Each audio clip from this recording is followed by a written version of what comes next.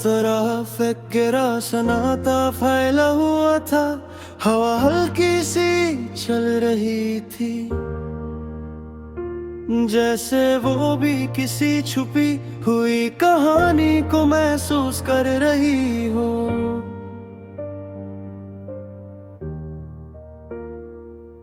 मैं अकेला खिड़की के पास खड़ा था, अपनी तन्हाई के साए में, और एक छोटा सा उजला देख रहा था,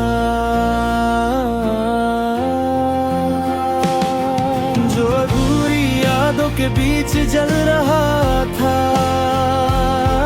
ये उजला एक ऐसी रोशनी थी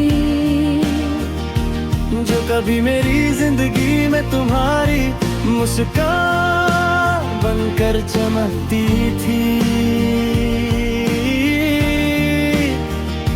हर पल एक नई उम्मीद लेकर आता, और हर लम्हा एक गीत बन जाता था। मुझे याद है वो पल जब तुम मेरी जिंदगी में आई थी। तुम्हारी आंखों की चमक मेरे अंधेरों को मिटा देती थी। तुम्हारी मुस्कान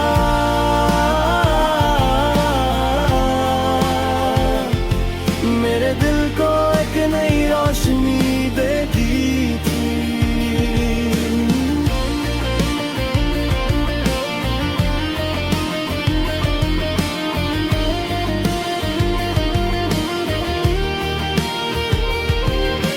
रास्तों पर साथ चलकर सपने सजाते थे, रात के सितारों के नीचे अपनी कहानी लिखते थे। हर लम्हा एक नई खुशी बन जाता, और हर पल एक नई उम्मीद जगाता। मगर वक्त के पास हमेशा अपनी चल होती है। धीरे धीरे सब कुछ बदलने लगा, तुम्हारी बातें कम होने लगी, तुम्हारी मुस्कान धीमी पड़ गई, और फिर एक दिन तुम चली गई।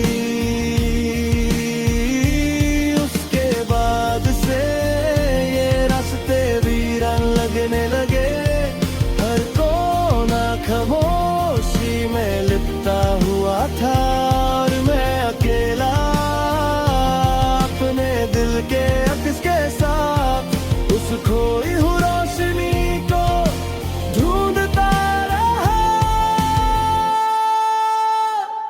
फिर भी चांदनी के बीच एक छोटी सी लौ जलती रही,